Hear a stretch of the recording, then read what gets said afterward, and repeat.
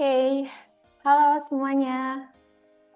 Selamat datang di podcast Latsar CPNS Angkatan kami. Let's Talk, Let's Grow. Bersama saya Rizky Armita dan hari ini kita akan membahas topik yang sangat menarik. Mengingat kita adalah insan PU, jadi kita akan berbicara mengenai what we can do to make PU better and stronger. Di episode kali ini, bersama saya ada 5 narasumber insan PU dari berbagai wilayah di Indonesia. Kita bakal mendengar pendapat dan komentar dari teman-teman insan PU yang sangat luar biasa dari beberapa wilayah Indonesia terkait topik what we can do to make PU better and stronger. Yuk kita kenalan dulu pada narasumber kita pada siang hari ini. Yang pertama ada Pak Rivaldi. Yang kedua dari Bu Reski Amalia. Halo. Yang ketiga ada Pak Putra Harga Pratama. Yang keempat ada Bu Nurul Fadilah. Hai. Dan yang kelima ada Pak Roni Santoso. Ya, topik hari ini keren banget ya, karena bukan hanya soal infrastruktur, tapi juga bagaimana semangat dan kontribusi kita buat Indonesia. Baik, langsung saja dimulai ya teman-teman. Karena kalau dipikir-pikir, PU itu kayak jantungnya pembangunan ya. Bayangin aja jalan, jembatan, bendungan, semua yang jadi penghubung hidup kita sehari-hari. Itu hasil kerja keras dari PU. Tapi pertanyaannya, gimana cara kita bisa bikin PU lebih baik dan lebih kuat menghadapi tantangan zaman sekarang? Mungkin kita mulai dari narasumber kita yang pertama, dari Pak Rivaldi. Bagaimana tanggapan Bapak tentang hal tersebut? Baik, terima kasih atas kesempatan yang diberikan. Assalamualaikum warahmatullahi wabarakatuh. Mungkin saya akan memberikan gambaran umum terkait apa yang saya kerjakan di bidang saya, yaitu Balai Wilayah Sungai Maluku Utara. Jadi kalau di PWS itu pekerjaannya di kami ada 3 satker, satker OP, satker PJPA, dan satker PJSA. Untuk pekerjaannya di bidang keairan, mulai dari irigasi, bendung, kemudian air baku, sungai, dan pantai. Nah, mungkin untuk kedepannya, kalau lihat tren di seluruh dunia, mungkin melakukan digitalisasi terhadap pembangunan. Jadi kalau misalkan dulu, misalkan orang kerja itu kan menggunakan gambar 2 dimensi.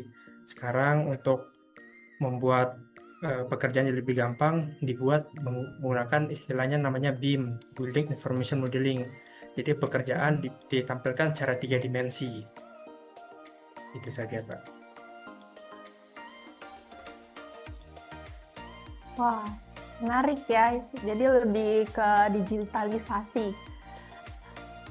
Baik, mungkin pembicara narasumber selanjutnya dari Ibu Reski Amalia Putri. Silakan, Bu. Terima kasih, host. Nah, kalau ditanya caranya bikin PU lebih kuat, menurut saya itu gampang-gampang susah ya. Kayak cari parkir di Makassar pas weekend. Ada, tapi susah. Nah, kalau mau PU makin oke, makin kuat, menurut saya ada 3 kuncinya. Yang pertama yang seperti disebutkan Pak Rivaldi sebelumnya, yaitu teknologi. Nah, dulu kan kalau belanja harus ke pasar. Nah, sekarang itu tinggal klik aplikasi, barang-barang sudah datang. Nah, PU juga harus begitu. Tidak hanya bangun infrastruktur fisik, tapi juga digital, supaya layanan makin gampang diakses. Terus yang kedua itu SDM. Nah, percuma kita punya alat canggih kalau orangnya belum siap. Nah, makanya di BJKWN 6 Makassar ini kita sering bikin pelatihan dan sertifikasi biar teman-teman di lapangan itu bukan cuma jago atau kuat angkat semen, tapi juga kuat angkat laptop gitu. Terus yang ketiga itu kolaborasi. Nah, ini yang penting. Nah, pembangunan itu kan tidak bisa dikerjakan sendiri.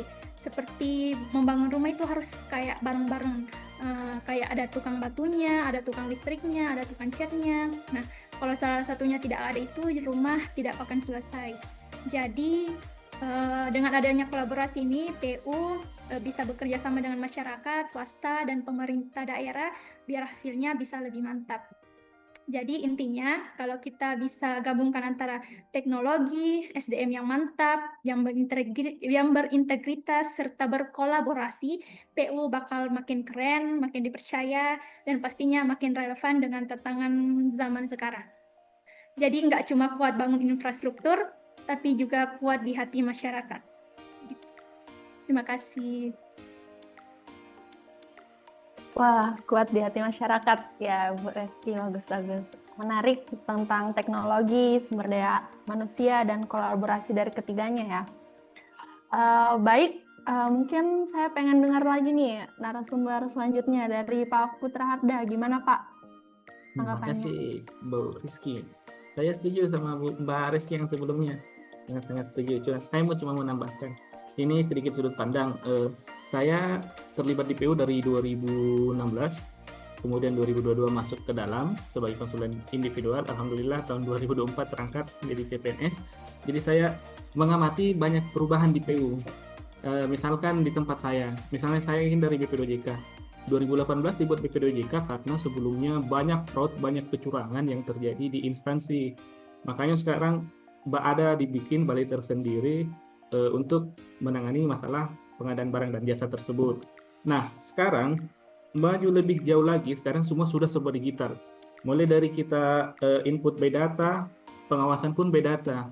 Jadi sudah banyak pengawasan dan peningkatan kapasitas SDM di kantor itu sudah banyak untuk memitigasi kekurangan-kekurangan yang terjadi di masa lalu. Kemudian kalau kita berbicara what we can do to make PU better and stronger, tentunya kembali kepada diri kita. Bagaimana kita mengembangkan diri sesuai dengan kompetensi atau basis kita. Kan kita teman-teman mengambil Jafung dengan penuh kesadaran, makanya itu menjadi tanggung jawab yang kita harus jalankan. Lalu bagaimana kita menjalankan tanggung jawab itu dengan core value kita sebagai ASN, berakhlak, bangga melayani bangsa.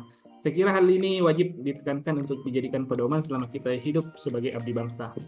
Kalau dari diri kita sudah mantap, saatnya kita beri pengaruh ke lingkungan.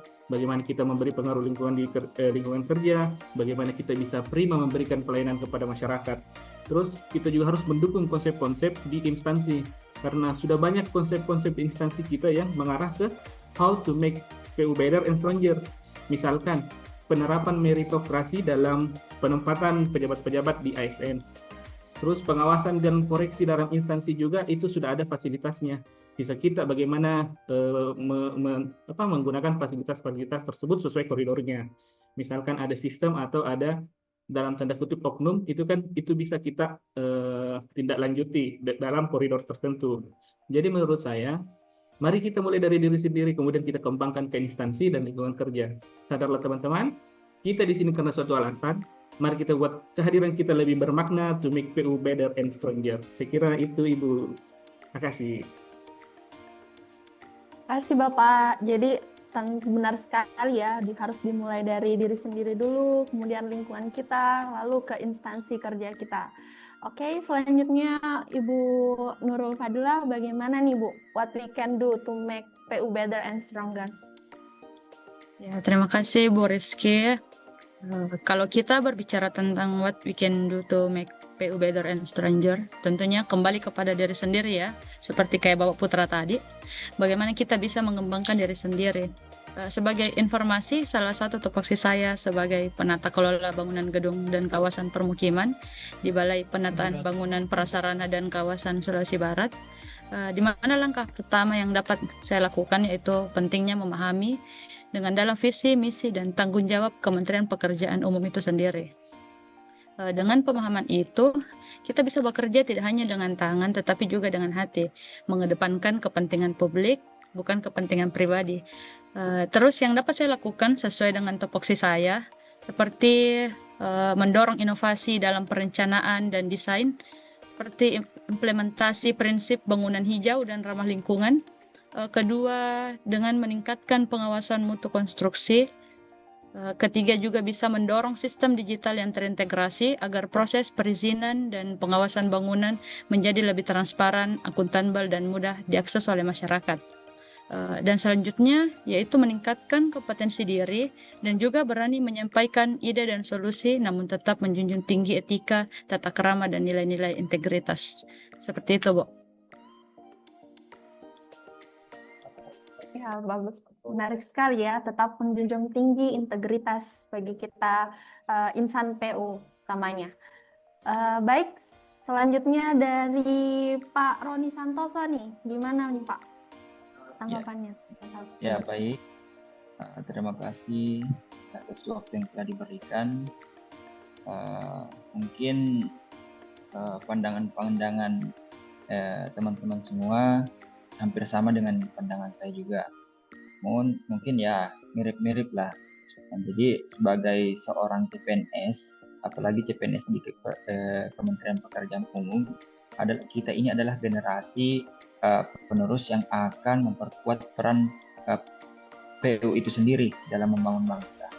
Untuk menjadikan PU lebih baik dan lebih kuat, tentunya kita perlu memulai dari diri kita, seperti teman-teman tadi katakan, dengan cara disiplin, semangat belajar, dan integritas dalam setiap tugas yang telah diberikan. Nah, what we can do to make PU better and stronger.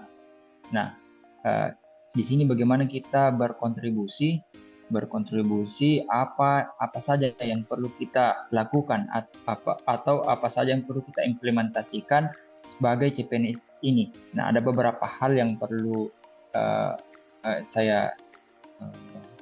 yang perlu kita sampaikan.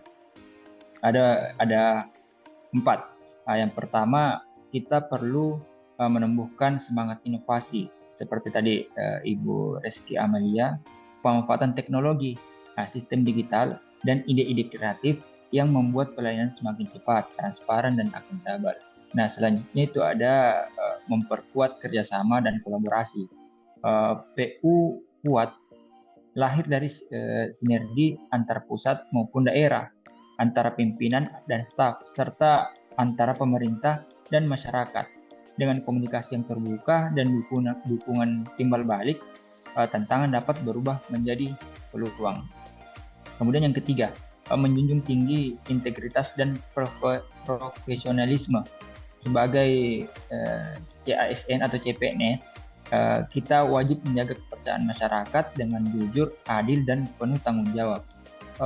Integritas adalah merupakan fondasi yang memastikan pembangunan infrastruktur benar-benar memberikan manfaat bagi bangsa. Dan yang terakhir yaitu membangun budaya pembelajaran berkelanjutan. Artinya apa? Dengan terus meningkatkan kompetensi, beradaptasi dengan perubahan, serta siap menghadapi tantangan baru, PU akan semakin tangguh dalam menjalankan peran strategisnya.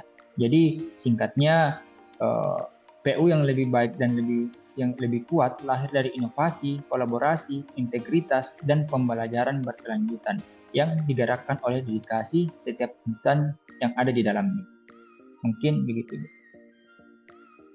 Wah, bagus sekali ya, inovasi dan kolaborasi. Saya pikir dari setiap narasumber jawabannya saling melengkapi ya. Mungkin nih Pak dan Ibu, Ibu narasumber sekalian, bagaimana menurut Bapak dan Ibu, singkat aja ya, misalnya kalian dikasih kesempatan nih buat nyumbang ide ke Kementerian PU. Kira-kira hal pertama apa yang paling kalian ingin ubah atau tingkatkan? Misalnya mungkin sistem layanan publiknya kah, digitalisasi proyeknya, atau mungkin juga soal komunikasinya biar masyarakat lebih ngerti peran PU atau gimana, Pak? Singkat aja. Mungkin pertama dari Pak Rivaldi ya. Baik. Terima kasih Ibu Host atas kesempatan yang diberikan. Kalau menurut saya yang perlu ditingkatkan dari PU itu mungkin terkait dengan transparansi pekerjaan. Misalkan pekerjaan yang kita sedang laksanakan, kebanyakan orang kan tidak tahu nih PU tuh kerjanya apa sih. Jadi kalau misalkan masyarakat, misalkan jalan rusak, wah ini PU yang harus perbaiki nih. Sedangkan PU kan ada banyak, ada PU kota, PU provinsi, PU kementerian. Jadi hal-hal tersebut perlu kita sosialisasikan sebagai insan PU sehingga masyarakat tahu misalkan ada infrastruktur yang mengalami masalah itu tepat dalam menyampaikan aspirasi. Kemudian yang kedua itu mungkin terkait kompetensi. Jadi kebanyakan untuk insan-insan PU ini kan mereka ketika sudah menduduki suatu jabatan, mereka sudah malas untuk belajar lagi, untuk ikut-ikut pelatihan udah malas. Makanya perlu untuk diwajibkan, misalkan apabila menduduki jabatan tertentu, diwajibkan untuk melaksanakan pelatihan atau sekolah sertifikasi tertentu, sehingga kemampuan daripada ASN kita bisa terus meningkat dengan perkembangan zaman. Itu saja sih, Bu. Baik Pak, yang saya tangkap transparansi dan pengembangan kompetensi dari ASN ya Pak. Baik, selanjutnya dari Bu narasumber Ibu Reski Amalia Putri. Nah, kalau dari saya itu mau membuat Monef kinerja OPD menjadi lebih gampang. Kan di BJKW menilai sistem kinerja OPD. Jadi saya membuat bagaimana untuk menilai kinerja OPD itu bisa lebih gampang. Dan hasilnya bisa dilihat semua oleh OPD yang dinilai kinerjanya. Ya, menarik sekali ya Bu Reski Amalia untuk BJKW di Makassar ya Bu. Ya. Iya, Makassar. Makassar ya. Selanjutnya Pak Putra Harda Pratama. Baik, terima kasih. Kalau dari saya, mungkin pemetaan tentang kompetensi pegawai internal ya. Karena biasanya di kantor-kantor ada beberapa pegawai yang tidak sesuai tupoksinya. Kemudian ada beberapa pegawai yang tidak mau kerja karena memang itu bukan bagiannya disuruh kerja itu. Kalau saya pribadi ya dari internal saja. Mungkin pemetaan kompetensi dari pegawai-pegawai, terus distribusi pekerjaan sesuai dengan tanggung jawab masing-masing. Saya kira itu. Terima kasih. Oke Pak, internal ya, mulai dari internal, mulai dari diri kita sendiri. Itu Pak. Selanjutnya dari Ibu Nurul Fadilah. Ya, terima kasih. Kalau saya ingin menerapkan konsep pembangunan gedung hijau yang memperhatikan efisiensi energi, penggunaan sumber daya alam secara bijak, serta dampaknya terhadap lingkungan dan kesehatan manusia. Seperti itu, Bu.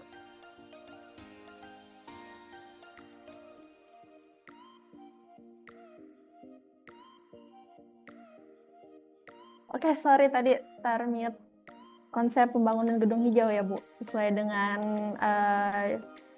instansinya di BPBPK Sulawesi Barat. Ya, selanjutnya dari Pak Tony Santoso Pak, apa nih Pak yang kira-kira ingin diubah? Terima kasih atas waktu yang telah diberikan. Mungkin bukan diubah sih menurut saya, tapi lebih kepada selalu mengingat tentang budaya-budaya nilai-nilai berakhlak.